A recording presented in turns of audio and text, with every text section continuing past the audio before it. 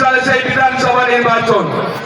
আরো অবাক লাগে রাজ্য বা জেলা নেতৃত্বের কাছে সংবাদ মাধ্যম দিয়ে এই প্রশ্নটা ছুড়ে দিতে চাই যে যারা অভিষেক বন্দ্যোপাধ্যায়ের নির্দেশ মানেনি, মমতা বন্দ্যোপাধ্যায়ের নির্দেশ মানেনি, 2024 সালে যারা মমতা বন্দ্যোপাধ্যায় অভিষেক বন্দ্যোপাধ্যায়ের হয়ে ভোট করেননি, লোকসভা ভোট করেননি, পরবর্তীকালে কিছুদিন আগে দেখা গেল আমাদের বনগাঁ সাংগঠনিক জেলার কিছু সাংগঠনিক পরিবর্তন হয়েছে, স্বরূপনগরও পরিবর্তন হয়েছে।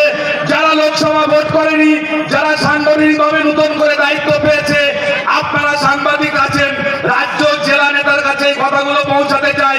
প্রত্যেকটা বুথে যারা সাংগঠনিক দায়িত্ব পেয়েছেন, যারা প্রশাসনের জায়গায় আছেন, তাদের নিজের প্রত্যেকটা বুথে তারা বিজেপিকে জিতিয়েছেন। তাদের প্রত্যেকের বুথে তারা বিজেপিকে জিতিয়েছেন যারা সাংগঠনিক দায়িত্বে আছে, এবং যারা মূল দায়িত্বে আছে স্বরূপনগর বিধায়ক, তার বুথেও বিজেপিকে জিতিয়েছেন।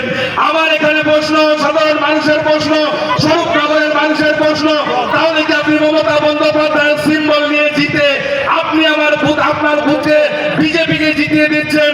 তাহলে কি আপনি ইনডাইরেক্ট বিজেপিকে সহযোগিতা করছেন? এই প্রশ্ন চিহ্ন স্বরূপনগরের মানুষের। তাই সারা স্বরূপনগর বিধানসভা কেন্দ্রের প্রত্যেকটা অঞ্চলের মানুষ উত্তাল হয়ে উঠেছে।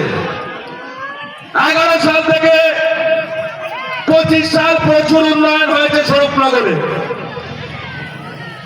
কি উন্নয়ন হয়েছে? কিছুদিন আগে একটা